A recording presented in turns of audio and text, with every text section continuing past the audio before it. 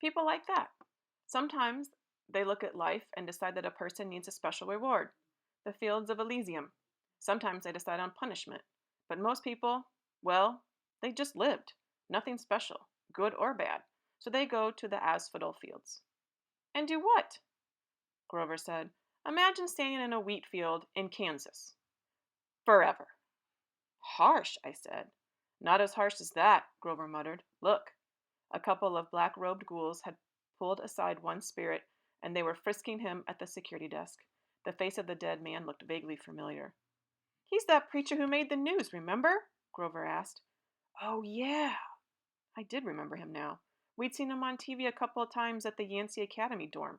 He was this annoying televangelist from upstate New York who'd raised millions of dollars for orphanages and then got caught spending the money on stuff for his mansion, like gold-plated toilet seats and an indoor putt-putt golf course. He died in the police chase when his Lamborghini for the Lord went off a cliff. I said, what are they doing to him? Special punishment from Hades, Grover guessed. The really bad people get his personal attention as soon as they arrive. The kindly ones will set up an eternal torture for him. The thought of the Furies made me shudder. I realized I was in their home territory now. Old Mrs. Dodds would be licking her lips with anticipation. But if he's a preacher, I said, and he believes in a different hell, Grover shrugged. Who says he's seeing this place the way we're seeing it? Humans see what they want to see. You're very stubborn, persistent that way. We got closer to the gates. The howling was so loud now it shook the ground at my feet, but I still couldn't figure out where it was coming from. Then about 50 feet in front of us, the green mist shimmered. Standing just where the path split into 3 lanes was an enormous, shadowy monster. I hadn't seen it before because it was half transparent, like the dead, until it moved. It blended in with whatever was behind it. Only its eyes and teeth looked solid, and it was staring straight at me. My jaw hung open. All I could think to say was, he's a Rottweiler. I always imagined Cerebus as a big black mastiff, but he was obviously a purebred Rottweiler, except, of course, that he was twice the size of a woolly mammoth, mostly invisible, and had 3 heads. The dead walked right up to him, no fear at all. The attendant on duty lines parted on either side of him. The easy death spirits walked right between his front paws and under his belly, which they could do without even crouching. I'm starting to see him better, I muttered. Why is that? I think, Annabeth moistened her lips, I'm afraid it's because we're getting closer to being dead. The dog's middle head craned toward us. It sniffed the air and growled. It can smell the living, I said. But that's okay, Grover said, trembling next to me, because we have a plan.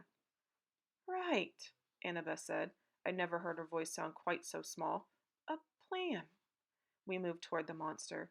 The middle head snarled at us, then barked so loud my eyeballs rattled. Can you understand it? I asked Grover. Oh, yeah, he said. I can understand it. What's it saying? I don't think humans have a 4-letter word that translates exactly. I took the big stick out of my backpack, a bedpost I'd broken off Krusty's Safari Deluxe floor model. I held it up and tried to channel happy dog thoughts towards Cerebus. Alpo commercials, cute little puppies, fire hydrants. I tried to smile like I wasn't about to die. Hey, big fella, I called up. I bet they don't play with you much. Growl. Good boy, I said weakly. I waved the stick. The dog's middle head followed the movement. The other 2 heads trained their eyes on me, completely ignoring the spirits. I had Cerebus's undivided attention. I wasn't sure that was a good thing. Fetch! I threw the stick into the gloom. A good solid throw. I heard it go kersploosh in the river Styx. Cerberus glared at me, unimpressed. His eyes were baleful and cold. So much for the plan. Cerberus was now making a new kind of growl, deeper, down in his 3 throats. Grover said. Percy? Yeah? I just thought you'd want to know. Yeah? Cerberus? He's saying we've got 10 seconds to pray to the god of our choice. After that, well, he's hungry. Wait, Annabeth said. She started rifling through her pack. Oh no, I thought. 5 seconds, Grover said. Do we run now? Annabeth produced a rubber ball the size of a grapefruit. It was labeled Waterland, Denver, Colorado. Before I could stop her, she raised the ball and marched straight up to Cerberus. She shouted, "See the ball? You want the ball, Cerberus? Sit!" Cerberus looked as stunned as we were. All three of his heads cocked sideways, 6 nostrils dilated. "Sit!" Annabeth called again. I was sure that any moment she would become the world's largest milk-bone dog biscuit. But instead, Cerberus licked his 3 sets of lips, shifted on his haunches, and sat, immediately crushing a dozen spirits who'd been passing underneath him in the easy death line. The spirits made muffled hisses as they dissipated, like the air let out of tires. Annabeth said, "Good boy." She threw Cerberus the ball. He caught it in his middle mouth. It was barely big enough for him to chew, and the other head started snapping at the middle, trying to get the new toy. "Drop it," Annabeth ordered. Cerberus's head stopped fighting and looked at her. The ball was wedged between 2 of his teeth like a tiny piece of gum. He made a loud, scary whimper, then dropped the ball, now slimy and bitten nearly in half at Annabeth's feet. "Good boy." She picked up the ball, ignoring the monster spit all over it. She turned toward us. "Go now. Easy death line. It's faster." I said, "But now," she ordered in the same tone she was using on the dog. Grover and I inched forward warily.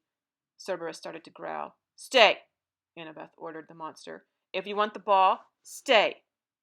Cerberus whimpered, but he stayed where he was. "What about you?" I asked Annabeth as we passed her. "I know what I'm doing, Percy," she muttered. "At least, I'm pretty sure." Grover and I walked between the monster's legs. "Please, Annabeth," I prayed, "don't tell him to sit again."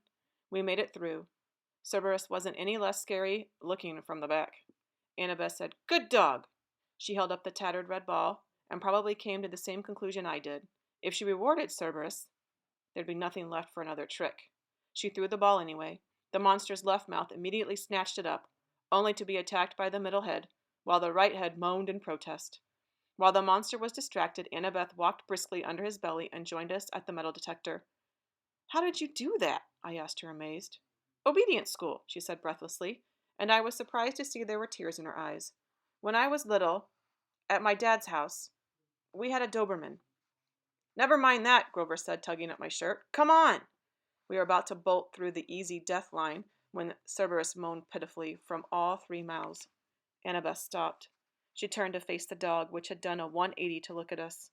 Cerberus panted expectantly, the tiny red ball in pieces in a puddle of drool at his feet. "Good boy," Annabeth said, but her voice sounded melancholy and uncertain.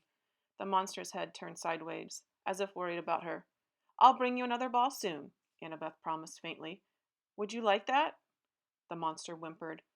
I didn't need to speak dog to know Cerberus was still waiting for the ball. "Good dog. I'll come visit you soon. I promise." Annabeth turned to us. "Let's go." Grover and I pushed through the metal detector, which immediately screamed and set off flashing red lights. "Unauthorized possessions. Magic detected." Cerberus started to bark. We burst through the easy death gate, which started even more alarms blaring, and raced into the underworld. A few minutes later, we were hiding, out of breath, in the rotten trunk of an immense black tree as security ghouls scuttled past, yelling for backup from the Furies. Grover muttered, "Well, Percy, what have we learned today?" "That a 3-headed dogs prefer red rubber balls over sticks." "No," Grover told me. "We've learned that your plans really, really bite." I wasn't sure about that. I thought maybe Annabeth and I had both had the right idea. Even here in the underworld, everybody, even monsters, needed a little attention once in a while. I thought about that as we waited for the ghouls to pass. I pretended not to see Annabeth wipe a tear from her cheek as she listened to the mournful keening of Cerberus in the distance, longing for his new friend.